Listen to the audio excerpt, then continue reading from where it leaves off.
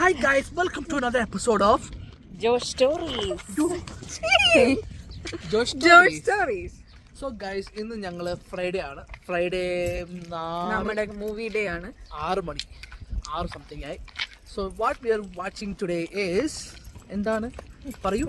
പൃഥ്വിരാജ് ഗുരുവായൂർ അമ്പലം and Basil Joseph Basilന്റെ എന്ത് പാടി? ഗുരുവായൂർ അമ്പലത്തിൽ കാണാൻ പോവുകയാണ് ഞങ്ങൾ.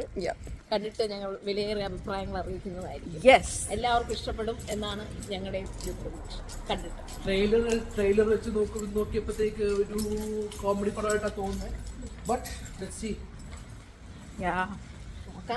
പൃഥ്വിരാജിന്റെ ഇങ്ങനത്തെ പടങ്ങൾ, മാസ് അല്ലാത്ത പടങ്ങൾ കാണാൻ എനിക്ക് ഭയങ്കര ഇഷ്ടമാണ്. Anyway let's see.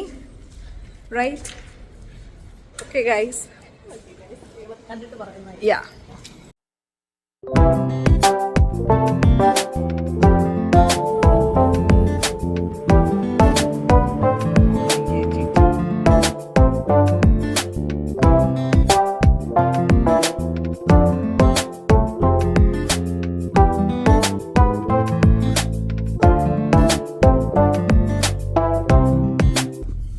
So guys, we are back after the movie Guruvayur അമ്പല നടയിൽ. പൃഥ്വിരാജ് പ്രൊഡക്ഷൻസിൽ ചെയ്തിട്ടുള്ള ഗുരുവായൂർ അമ്പല നടയിൽ. പറ. ഗുരുവായൂർ അമ്പല നടയിൽ അടിപൊളി പടമാണ്. It is a comedy entertaining beginning to the end. Okay, basically genre comedy, family comedy genre ആണ്. ഫാമിലി കോമഡി എന്റർടൈൻമെന്റ് ആ ഒരു ഇതാണ്. പിന്നെ അങ്ങനെ അതൊരു ശ്വാസം അടക്കി പിടിച്ച് കാണാൻ മാത്രം ഒന്നുമില്ല ഇതിനകത്ത്, അല്ലേ? ഒത്തിരി എക്സ്പെക്ടേഷൻ വെച്ച് പോകേണ്ട പടമല്ല, എന്നാലും എന്റർടൈനിങ് ആണ്.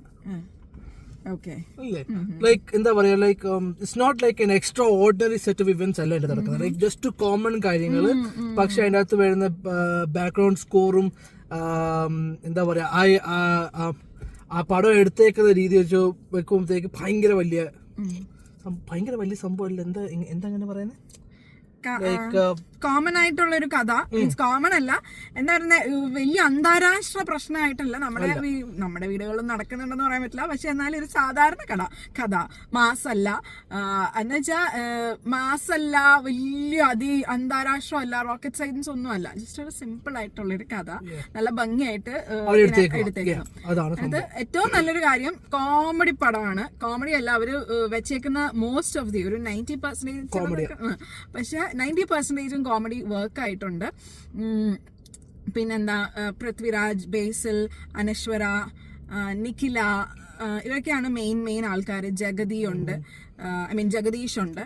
പിന്നെ കുറെ ഒത്തിരി നമുക്ക് അറിയാവുന്ന തന്നെ ഒത്തിരി പേരുണ്ട്. കോമഡിയാണ് മെയിൻ. എനിക്ക് ഇതിനകത്ത് ഇഷ്ടപ്പെട്ട ബൈജുവിന്റെ കഥാപാത്രം അല്ലേ, എനിക്ക് ഭയങ്കര ഇഷ്ടപ്പെട്ടു. പിന്നെ അങ്ങനെ കുറച്ച് ആൾക്കാർ ശ്രദ്ധിക്കപ്പെട്ട, നമ്മുടെ എന്നാ താൻ കേസ് കൂടെ അതിനകത്ത് അഭിനയിച്ചേക്കുന്ന പി കുഞ്ഞിക്കണ്ണൻ, അങ്ങനെയല്ലേ, അങ്ങനെയാന്ന് തോന്നുന്നു. ആ പുള്ളിയുണ്ട് ഇതിനകത്ത്. അങ്ങനെ കുറെ. പിന്നെ നമ്മുടെ ശരവണൻ, പുള്ളിയുടെ പേരെന്താ, യോഗി. പുള്ളിയുണ്ട്.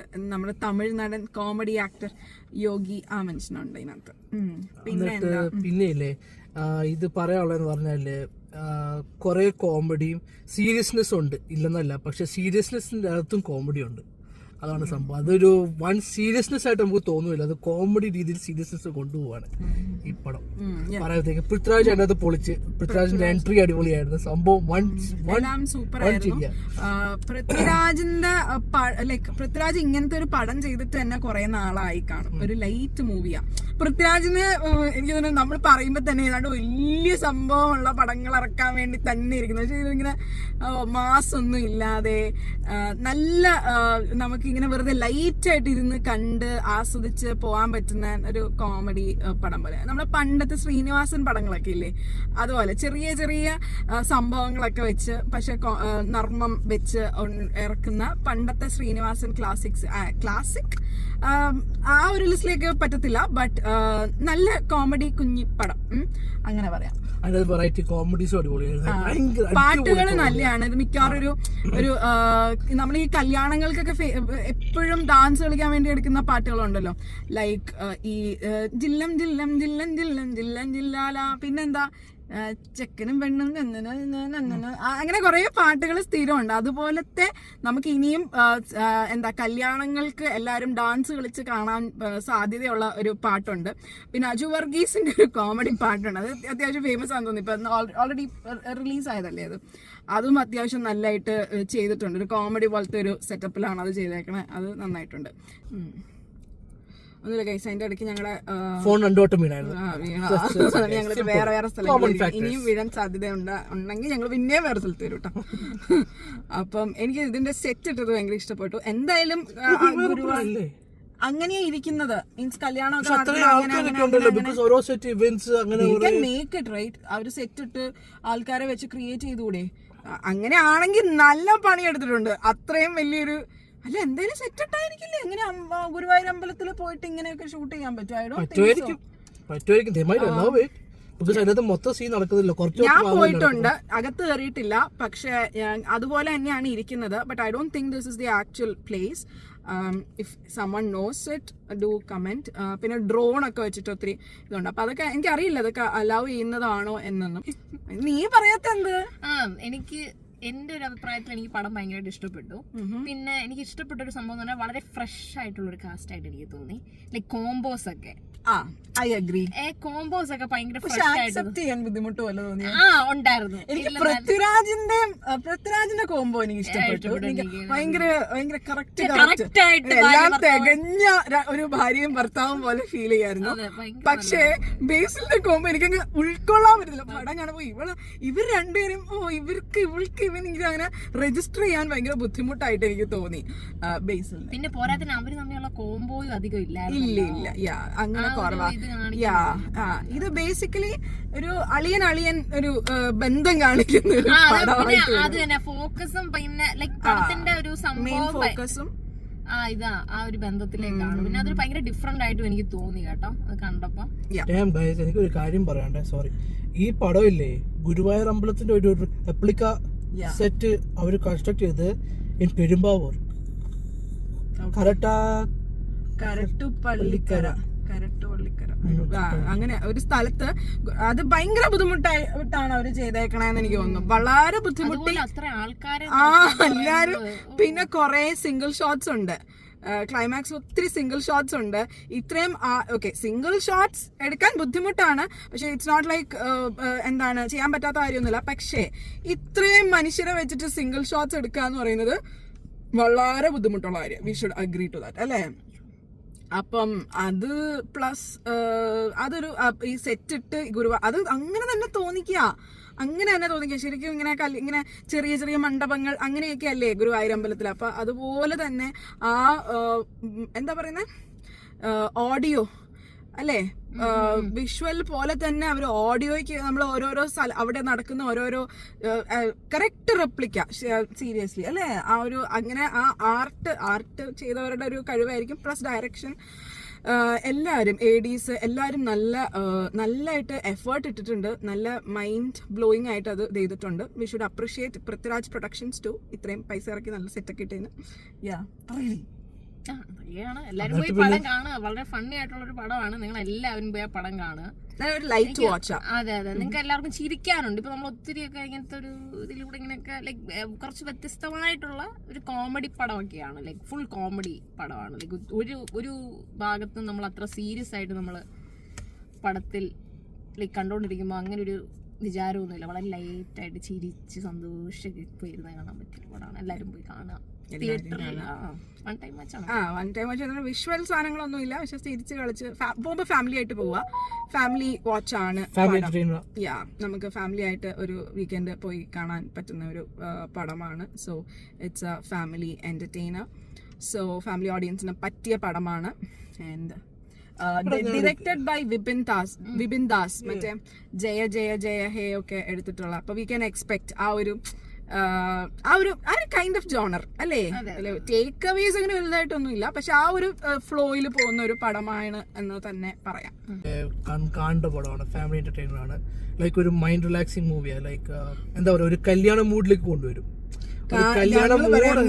ഒന്നുകൂടി കെട്ടാൻ തോന്നും. ഞങ്ങളുടെ ഒരു കൊറോണ കല്യാണം ആയതുകൊണ്ട് ഞങ്ങൾക്ക് ഇത് കാണുമ്പോ നല്ല ഭയങ്കര കളർഫുൾ ആയിട്ട് ആ കല്യാണം നടത്തുന്ന സീൻസ്, ഒരു തലേ ദിവസത്തെ ഇവന്റ്, നമുക്ക് കല്യാണത്തിന്റെ അന്ന് തന്നെ ആൾക്കാരെ വിളിക്കാൻ പറ്റണുണ്ടായില്ല, അപ്പോഴാണ് തലേ ദിവസത്തെ ഇത്രയും ആൾക്കാരെയൊക്കെ വെച്ച് ഇവന്റ് കാണുമ്പോഴത്തേക്ക് നമുക്ക് ഭയങ്കര ഒരു കൊതി തോന്നും. അത്രയ്ക്ക് നല്ല സൂപ്പറായിട്ട് അവര്. പിന്നെ മോസ്റ്റ്ലി ഞാൻ ചില പടങ്ങളിലൊക്കെ കണ്ടിട്ടുണ്ട് ഈ കല്യാണമൊക്കെ വരുമ്പോഴത്തേക്കും ഈ പെണ്ണിനെയൊക്കെ ഒരിക്കലും അങ്ങനത്തെ കാര്യങ്ങളൊക്കെ ഇച്ചിരി ഉഴപ്പും ചിലപ്പോ ഒക്കെ, പക്ഷെ ഇതൊക്കെ പെർഫെക്റ്റ് ആയിട്ട് ശരിക്കും ഇപ്പൊ ആ കേരള സാരി ഉടുത്ത് അല്ലെ സെറ്റ് മുണ്ടും എടുത്ത് പെണ്ണൊക്കെ ഗുരുവായൂർ മറ്റേ അവരുടെ ഫസ്റ്റ് ടെമ്പിൾ ലുക്കൊക്കെ ഉണ്ടല്ലോ, അതൊക്കെ കറക്റ്റായിട്ട് നല്ലതായിട്ട് അവര് ചെയ്തിട്ടുണ്ട്. ആ ഒരു ഫീൽ തന്നെയാണ്. പിന്നെ ഈ അനശ്വരനെ ഇങ്ങനെ കണ്ടോണ്ടിരിക്കാനും തോന്നും, ഭയങ്കര സൗന്ദര്യം തോന്നുന്നില്ലേ ചിലപ്പോഴൊക്കെ, ചില സീനിലൊക്കെ ഇങ്ങനെ അയ്യോ ഇങ്ങനെ നമ്മൾക്ക് ഇങ്ങനെ കണ്ടോണ്ടിരിക്കാം. എന്തൊരു മുടിയാ. അതുകൊണ്ട് അങ്ങനെയൊക്കെ നമുക്ക് അനശ്വരനെയൊക്കെ കാണുമ്പോ ഇങ്ങനെ സ്ക്രീനിൽ ഇങ്ങനെ കണ്ടുകൊണ്ടിരിക്കാൻ തോന്നും. പിന്നെ ബേസിലും രസമാണ്, കോമഡിയാണ്.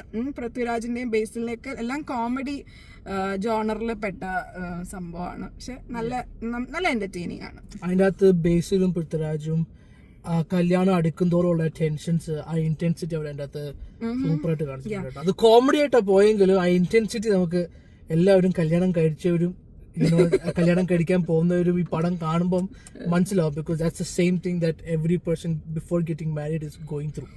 മനസ്സിലായി? അതെല്ലാം അതിൻ്റെ അകത്ത് അടിപൊളിയായിട്ട് കാണിച്ചിട്ടുണ്ട് കേട്ടോ. with the one ending twist. എനിക്ക് ഒരിക്കലും മറക്കാൻ പറ്റില്ല, കണ്ട പിന്നെ മനസ്സിലിരിപ്പതാ. ക്ലൈമാക്സ് പ്രെഡിക്റ്റബിൾ ക്ലൈമാക്സ് ആണ് ഇതിനകത്ത്, പ്രത്യേകിച്ച് അന്തം വിട്ട ക്ലൈമാക്സ് ഒന്നുമില്ല, പക്ഷെ അതിലേക്ക് എത്തുന്ന ഒരു രീതി ഇച്ചിരി നമുക്കിങ്ങനെ എന്താ പറ്റണേ അങ്ങനെ ഒരു ക്യൂരിയോസിറ്റി അടക്കം ഉണ്ടാക്കും. അപ്പൊ പിന്നെ അതല്ല ആക്ച്വൽ വില്ലന്മാർ ആരാണ് ഈ കഥയുടെ ടുവേർഡ്സ് എൻഡ് മാത്രമേ നമുക്ക് മനസ്സിലാകത്തുള്ളൂ. സോ അതും ഒരു കാര്യമാണ് എന്ന് നമ്മൾ ഇത് ചെയ്യാം.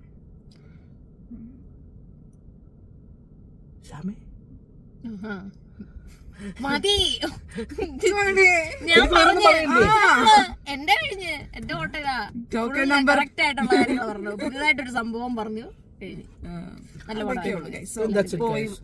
Hats off to the casting crew, hats off to Prithviraj Productions, everybody. Basil, everybody, എല്ലാവരും തകർത്തഭിനയിച്ചു. Guys keep up the good work. ഇനി ഇതുപോലത്തെ പടങ്ങൾ വരട്ടെ. എന്റർടൈനേഴ്സ്, ലൈറ്റ് വാച്ച് മൂവീസ്, എപ്പോഴും സീരിയസ്.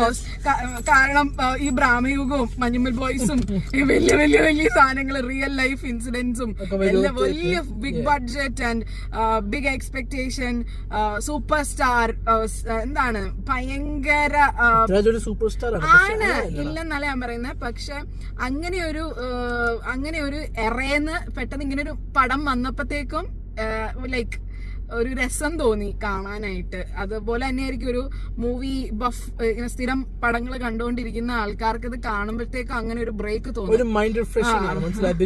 ഭയങ്കര ട്രാഫിക് ഉള്ള പടങ്ങൾ കണ്ടിട്ട് പെട്ടെന്ന് ഇത് കാണുമ്പോഴത്തേക്കും it's so light watch. So just go set watch. It is എന്താണ് ഇറ്റ്സ് എ ലൈറ്റ് വാച്ച്. അപ്പം so അത്രേ ഉള്ളൂ guys. So this is Joe Story signing off. Yes, we are shining off. Signing off.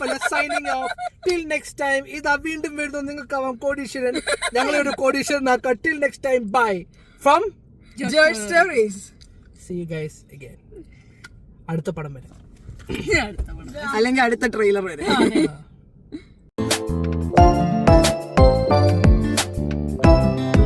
Seriousness പടങ്ങളാണ്, മനസ്സിലായോ?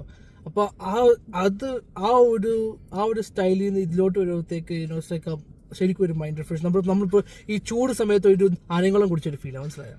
അതാണ് ഉണ്ണിക്കുട്ടി ഉദ്ദേശിച്ചത് പറയാൻ. അതൊന്നും അവർക്ക് മനസ്സിലായില്ലായിരിക്കും. ഞാൻ വരുമ്പോഴത്തേക്ക് പിന്നുണ്ടല്ലോ ഗൈസ് പറയാൻ വന്നത് എന്താന്ന് വെച്ചാ അതിന്റെ ഹൈപ്പ് ഞാൻ ഇങ്ങനെ കൊണ്ടുവരും. പിന്നെ ഞാൻ ഇനി കൊണ്ടുവരണം ഇനി ഇങ്ങോട്ട് കട്ട പിടിച്ച് പിന്നുണ്ടല്ലോ ഗൈസ് ഇതിനകത്ത് ഉദ്ദേശിച്ചേക്കും.